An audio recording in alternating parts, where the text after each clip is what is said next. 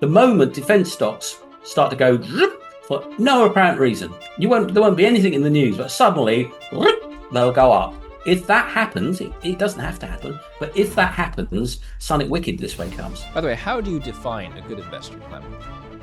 Let's say I were to get 9 out of 10 trades wrong, but that one trade or investment that I make ends up netting 10x, more than covering all of my losses and then some. Am I still a good investor? Clem Chambers returns to the show. He is the founder of ANewFN. We'll be talking about his views on current market conditions. What is going on in the world right now? Clem, welcome back. What is going on in the world? What do we need to be paying attention to as investors? Is World War III happening? So many questions for you.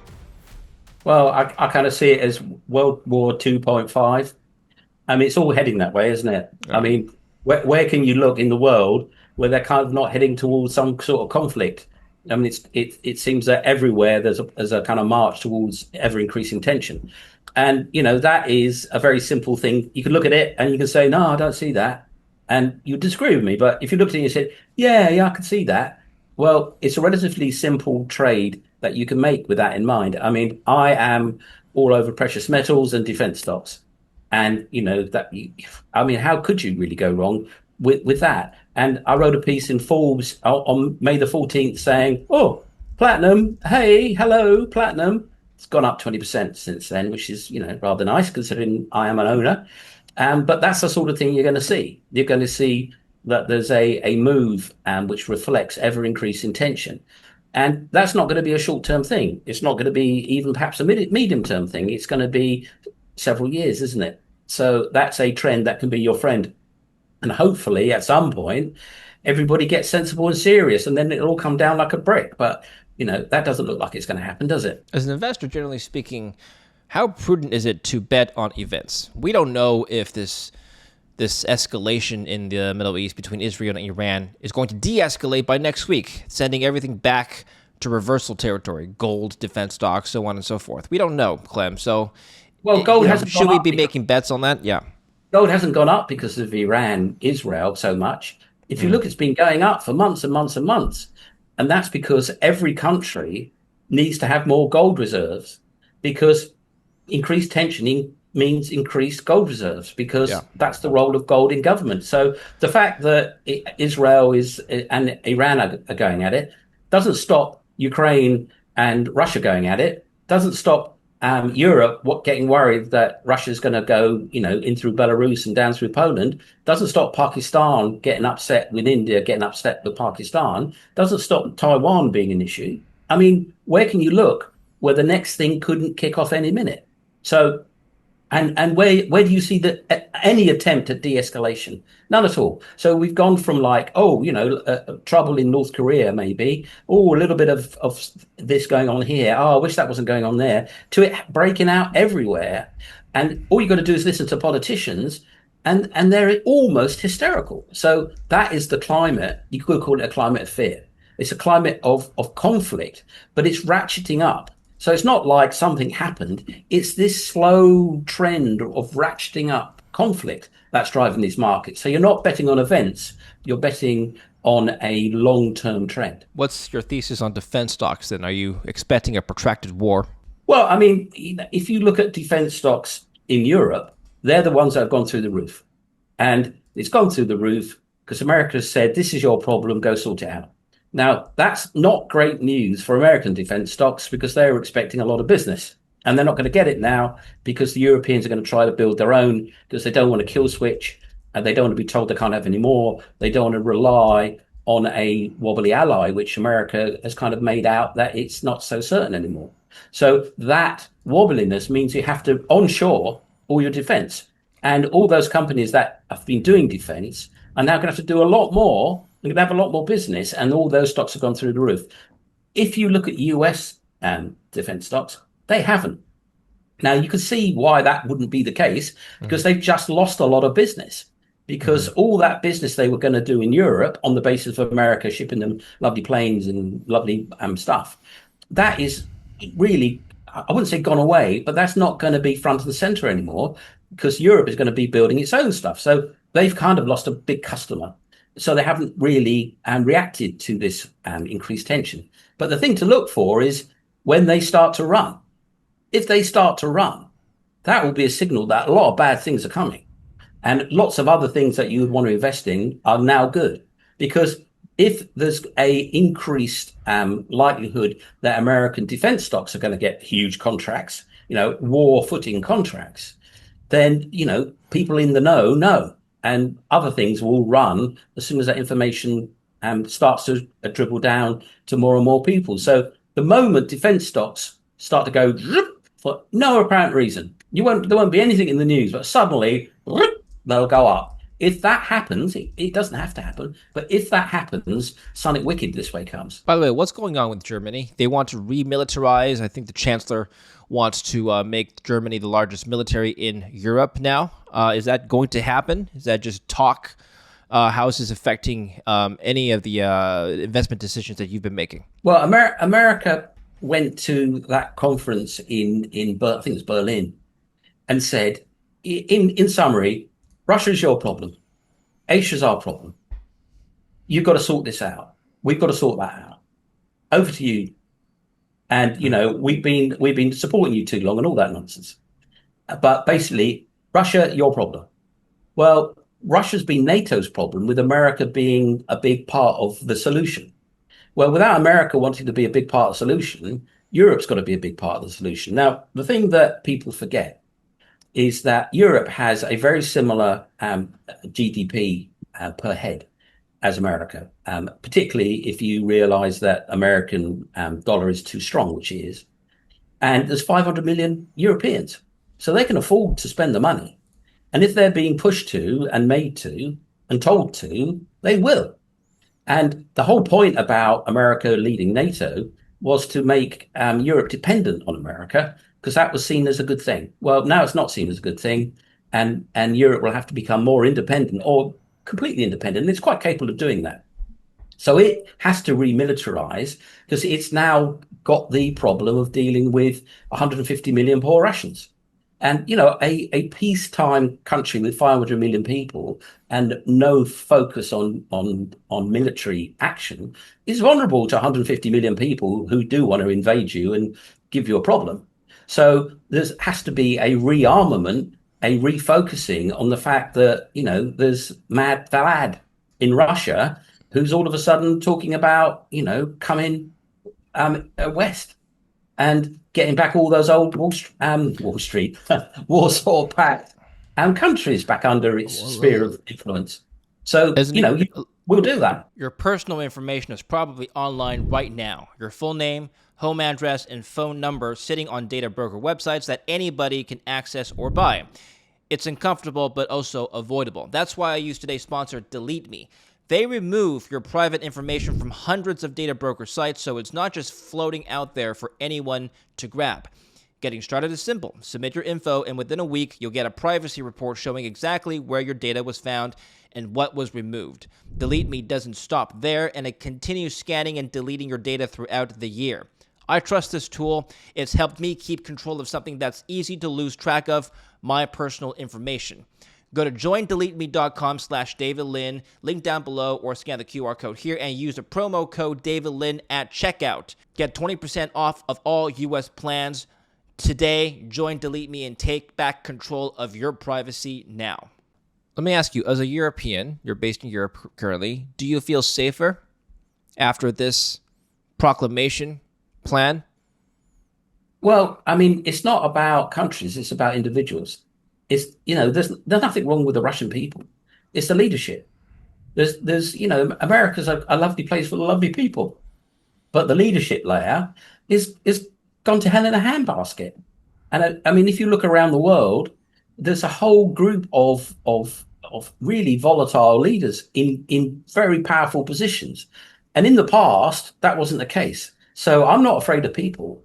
I'm afraid of the leaders. And European leaders, they're kind of a bit old school, which means they're slow on the uptake, perhaps. Yeah. But there's many enough reasons to be scared of the leadership in the East Bloc, and for that matter in Asia. And so, yeah, why not be scared? And I think if you can take enough antidepressants, you wouldn't be. But there's certainly anybody who's got their eyes out watching can see that there's an uptick in global stress. And, that can go both ways, can't it? It can come down or it can go up. If it keeps going up, that's very bad. And I think it will keep going up, but I have a optimistic view on the outcome. Okay. Well, some people are calling this war between Israel and Iran a proxy war between Russia and the U.S. First of all, do you agree? And if so, how could it escalate? Well, there's been all these proxy wars. I mean, if you look at Iran and then you look at the south of Lebanon, that may as well be Iran. If you look at Yemen, that's Iran. May as well be Iran. It's just called Yemen. But the people running it are funded, supported, created by Iran. And all these paramilitary groups all over the place are powered, paid for, ruled by Iran. So wherever they're in control, you could just put a circle around that and call it Iran. So you're seeing a proxy war. Well, it's not a proxy war anymore. You're seeing a battle, which may be a war. It depends when it stops. A battle between Iran and Israel, with Iran has been fighting a war, which is called a proxy war, for years, frankly, for years. So it's just a changing of terms for a reality. Iran, all the Houthis firing rockets at oil tankers. That's Iran doing that. Yeah. All those, Yemen can't make drones. Give me a break. Can't make missiles, can't make that stuff, can't make armament. It all comes from Iran. It's Iran. They're Iran. They might as well call themselves, Iran B. Yeah, it's not even a proxy war, really. It's a straight out war that nobody wants to call a war, and it's been going on for a long time. Well, now we've got the not hidden, not renamed war going on, and you could say, are they calling it a war or are they calling it a battle? Yeah, is it a conflict or is it a war? Is it a regional war? Is it the beginning of a global war? The historians will give it a name, but at the moment, it's one of those outbreaks of battles that you get in the Middle East, and yeah, it can escalate. And if it escalates, I mean, at the end of the day, if the individuals watching this show want to protect themselves, the best way is to make money. So you look at this, there's nothing you can do. You can shout as loud as you like, they won't stop fighting. How do you, play that market and look after your own security through laying in some money? Well, if this de-escalates, then obviously certain things won't happen. If it escalates, then the obvious things will happen. Oil will go through the roof. Various things will happen. Gold will go mad, and so you have to make your call now whether you think it's going to escalate. Here's my interpretation. The markets are pricing in no risk or little risk of of escalation, rather. In fact, it's de-escalating. Oil futures are down. Crude oil, this is crude oil. It's down from $77 last Friday, all the way down to now $69.76. The S&P is back near $6,000. 6,000 points. It's above 6,000 actually as we speak. The Nasdaq's up. So there's risk on sentiment is still ongoing, and oil is not through the roof, or at least not maintained its through the roof motion. In fact, it's come back down. So markets have been pretty prescient in pricing in geopolitical activity in the past, last year, where Israel and Iran have been lobbing missiles at each other and drones. And so, could the markets be wrong this time in pricing in a de-escalation? Well, the way that it works is the information of the status quo right now is in that price. What isn't in that price is what can't be known. So any reaction from Iran or from Israel that isn't generally distributed, could move that price one way or the other. So if some Iranian wakes up and says, no, we're going to do this now, we're going to start and close the Straits of Hormuz, and that's that. That's what we're going to do. And that isn't known, then when it's announced or enactioned, oil would go through the roof. Likewise, if somebody in Israel wakes up tomorrow and goes, oh, actually, we quite like this bomb in their gas fields. Let's knock out that gas fields. Let's keep going. Let's keep going. I've decided, and we're all going to agree, we're going to keep going, and we're going to knock out that gas field, and that will see us right. Well, if they woke up tomorrow and did that, then again, oil will go through the roof. But if it was decided last week they were going to stop bombing that gas field tomorrow, everybody knows that, and that's in the price. Yeah. So the status quo right now is in the price for sure. Yeah. But what isn't being decided that could be dramatic is not in that price. So the speculator's call is to predict what is going to happen in the near term that hasn't been decided yet. So you can say they're going to wake up tomorrow and they're going to sue for peace, and everyone say you're mad, you're mad. They never do that. And if you're right, the price will move dramatically. If that's what speculation is, that's why it's called speculation. So we're all speculating, but if you want to see what's happened as of now or a few hours ago, it's in the price. Let's talk about this. Well, first of all, before we mention one of your articles, zombie treadmill, we're going to talk about your views on the S&P itself and the markets, and the stock market. So you've stated multiple times in the spring that you're moving completely out of stocks due to the trifecta of uncertainty: Doge, geopolitics, etc., tariffs. Two of those things have kind of died down a little bit in terms of frontline attention in the media: tariffs and Doge, with Elon Musk leaving. Are you still concerned about this trifecta of risks? And if so, are you still risk off? Well, what I've done is I'm back about half in the market, but only in defense and only in precious metals, which Hmm. is absolutely not my style because I like to be really diversified. And I'm not diversified. I'm just loaded up to a certain extent in what I think is, well, as they would say, high conviction trades or what I would call no brainers. Yeah. So I've still got lots and lots and lots of cash on the sidelines because I can't bear to put them in the market. Now, if I'd buy and held through the insanity of early on this year, I would be doing spectacularly right now. Absolutely. I'm doing really well, but I would have been doing off the dial spectacularly. But I can't say well, I do kind of understand it, but I can't say it's predictable. What we're seeing in my specialties is UK stocks. And, they are doing really, really well, exactly in the area that I invest in, which is basically stocks that are affected by carry trades. And the Hmm. market at the moment is all driven by carry trades. It's about money flow. Money flows between currencies and countries and markets, depending on where people get the best yield and where they feel safe. So what you actually have seen is a reasonable amount of money flow out of the US into cheap, easy to understand, very similar markets. So you've seen that in the UK. So the UK market has been actually really rather lovelily strong. So I've missed all that good news. I didn't get any of the bad news because I was out before the roof came in, but now it's above the roof and my stocks would have outperformed everyone else because of the money flows. I would have been, drinking even more champagne than usual. But as it is, I'm still doing extremely well because I'm in precious metals. You see what they did. And as I was saying earlier, I mean, I wrote a piece about platinum being golden on the 14th of May in Forbes, and I've got a fairly large amount of it. It's up 20% in a month. I mean, you can't really complain when your positioning pays out. It's just that the one that you were scared of and ran away from has been blessed by angels. But I'm old pilots and bold pilots. There are no old bold pilots. So I prefer to be, doing well as an old pilot rather than having magically predicted this ridiculous crash and bounce that we've seen, which is, as far as I can see, unprecedented in the history of ever. And I've only so many limits to my crystal balls, and that isn't one of them. I want to move on to something else now. Private credit. You wrote an article for Forbes recently.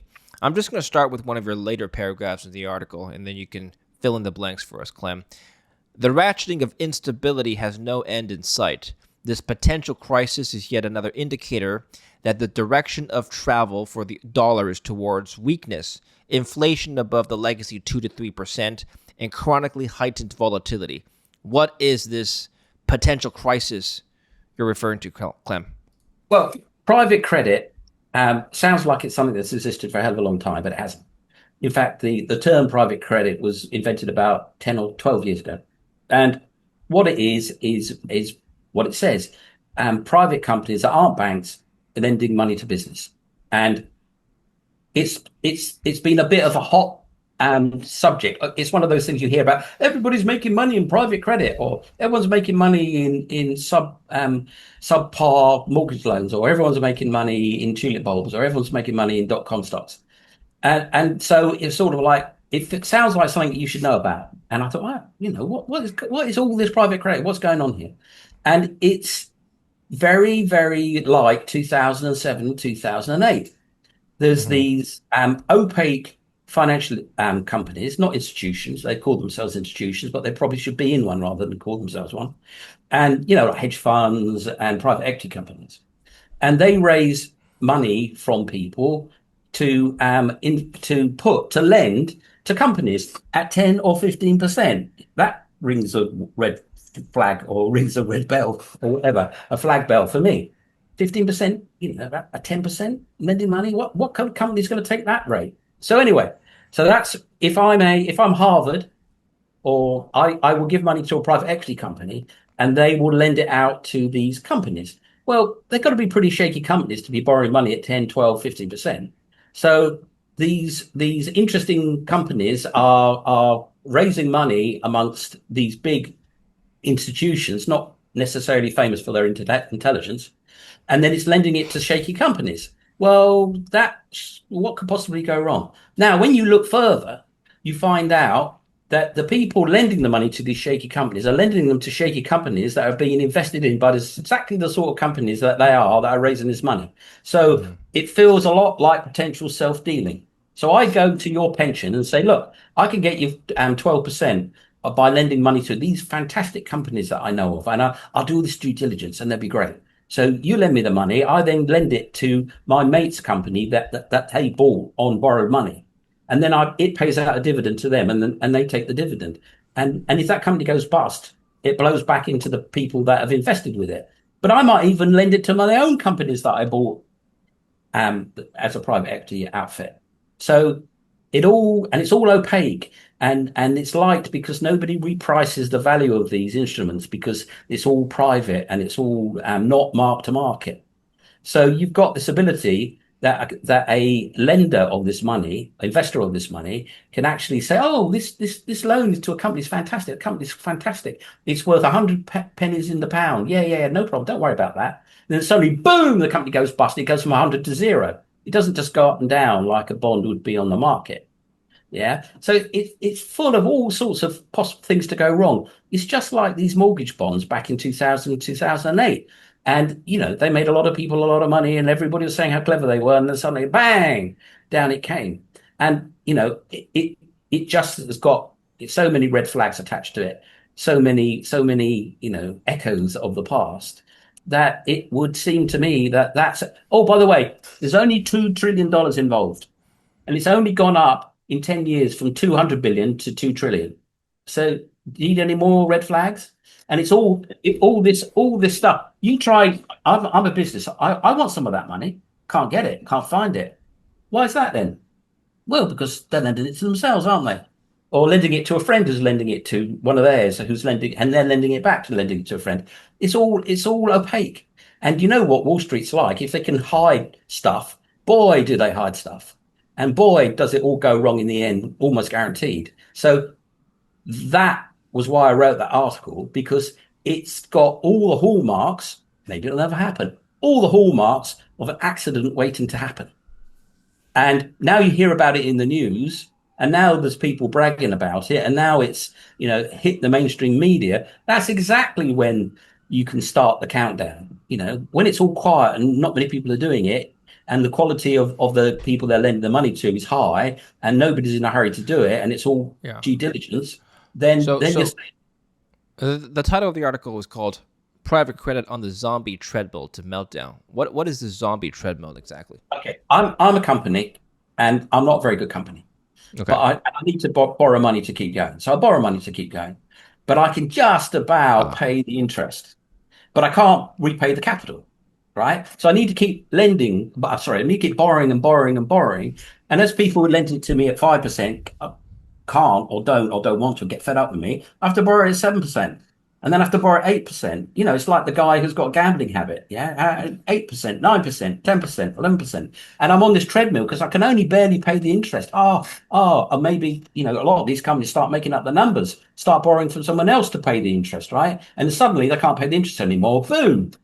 And the zombie companies normally are not paying down their debt.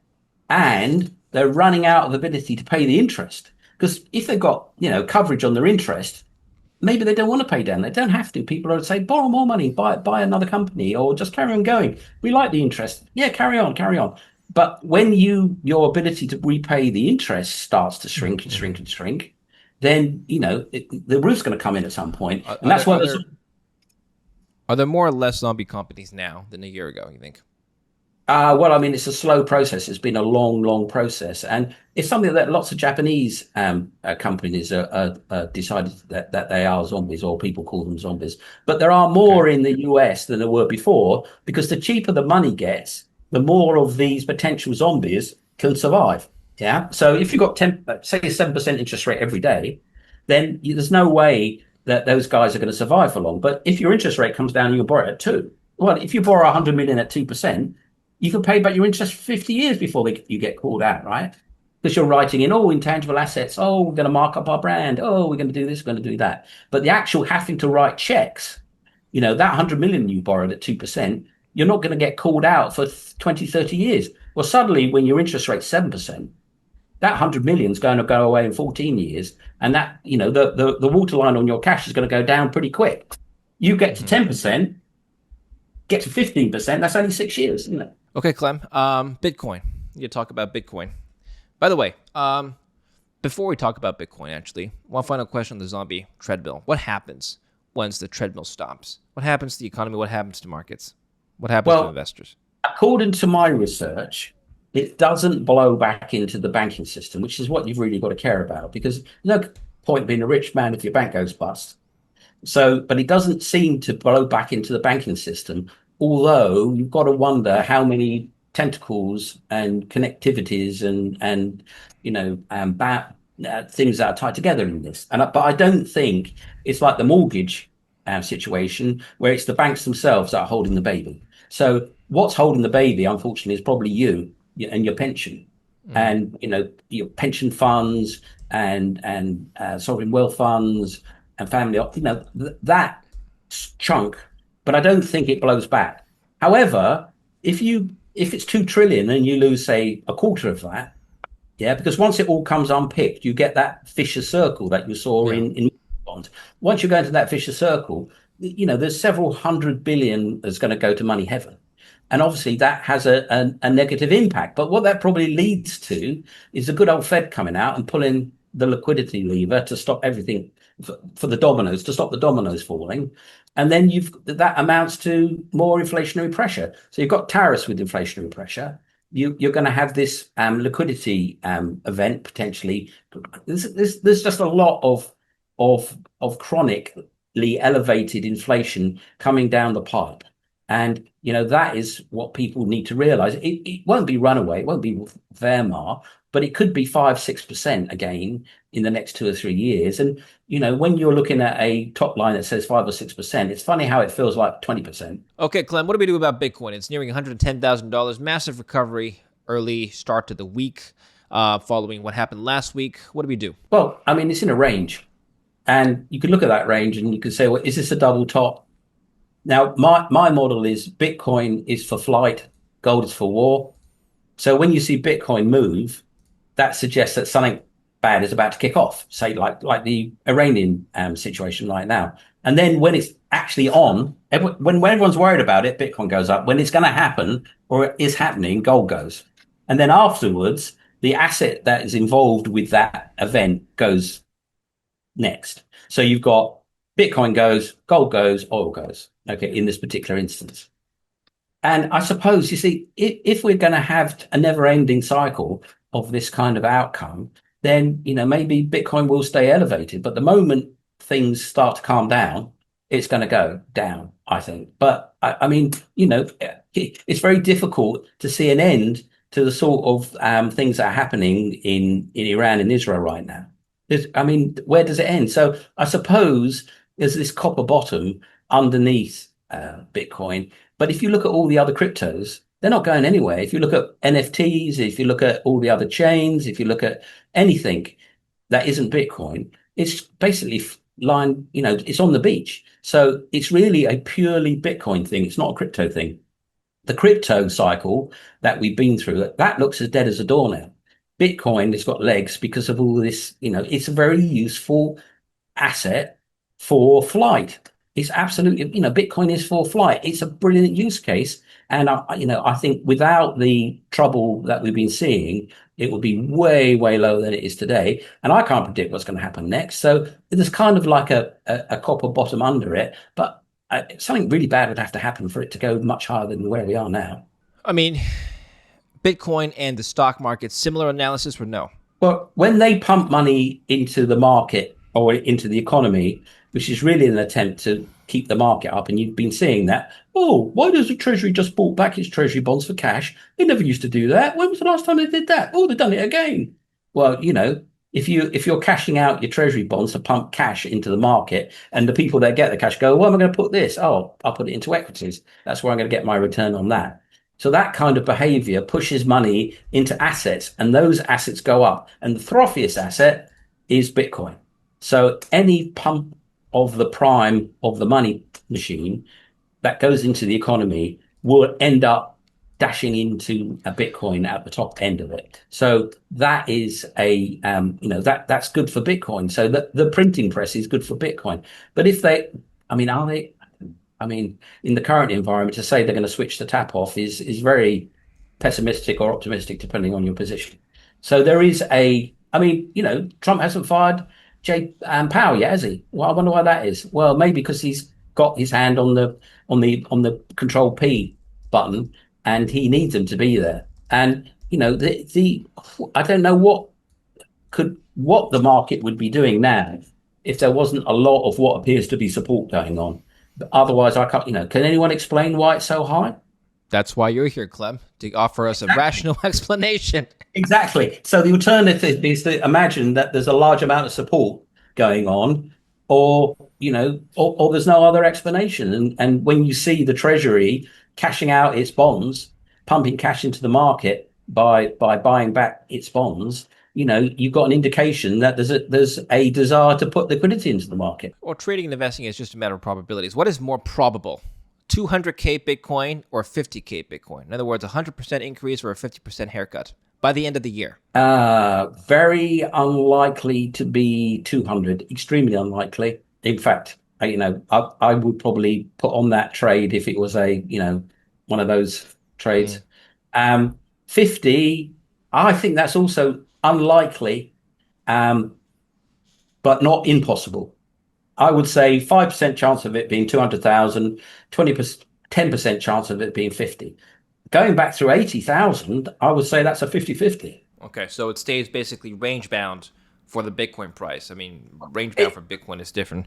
Look, one of my investment maxims, one of the things that I hold on to is, I could be wrong, and I'm wrong all the time. I just have to be a little bit more right than wrong. But I look at the chart and I see a double top. Now, I would be because I'm a bear, and I've seen the chart do the opposite so many times. I'm skeptical about that. But if I was a novice, I would say, well, it's a double top. Anyone can see that.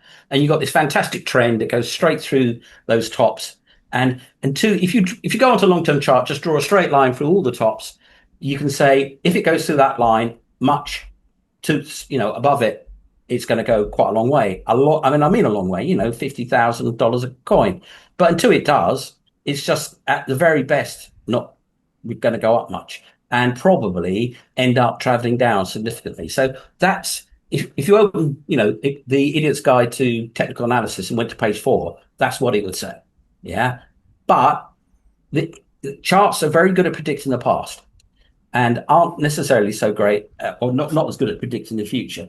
So I would say that you can't predict all these ridiculous geopolitical events that we're seeing time and time again. And if you say they're going to continue, then there's I wouldn't say a copper bottom, but there is a safety net. There is a updraft that will help Bitcoin from completely keeling over and collapsing. Excellent. Clem, thank you very much for your analysis. Where can we follow you right now? Well, I do plenty of writing about this stuff on Forbes, and you can go back and you can read what I've said and find out I'm not wrong 50% of the time Yeah. or more. So it's all there in the public record for about 20 years if you're prepared to dig that far. And I think you'll find that there's some good stuff out there that I've predicted. I'm quite pleased with my platinum prediction because that was seriously contrarian only days ago, and now it's taken off. And I leave people with this final thought, apart from the fact they should subscribe and like you and ring that bell because they should, because you're quite a great channel. And that is, in the old days, call me boomer, platinum and gold were 1 to 1. And that would put platinum at $3,401 an ounce right now, not 1,200. And you might say, well, those are the good old bad old days and what you're talking about. But I would come back and say, do you realize they make 3,200 tons of gold every year and they make 200 tons of platinum? 200? 200? That's Okay. it. So, if you think about the parity of how much of that stuff is made, it could easily be $3,000 an ounce. So, I remain heavily long platinum, and I think that that could be a very, very strong trade or a very strong investment over the next couple of years. And I think that could very, very easily outperform gold. By the way, how do you define a good investor, Clem? Let's say I were to get 9 out of 10 trades wrong, but that one trade or investment that I make ends up netting 10x, more than covering all of my losses and then some. Am I still a good investor? Well, if you can do it every year, yeah. But if you only do it once, you're, maybe just a gambler that put the money on seven and it came up seven. The thing about there's this thing called the Sharpe ratio, which is normally what institutions like to say is a good investor because your volatility of returns is not great. Yeah, but it depends on what sort of investing. For example, a market maker makes thousands of tiny profits and then makes a couple of really big losses, and they net out for him to make a nice profit. So that's a market maker profit. A speculator is probably the other end of that. He makes lots of small losses because he's got stop losses and makes the occasional big win. I prefer to be diversified and just have steady returns over a diversified portfolio of risk. Now, it makes me a sensible investor, and it means that I do extremely well.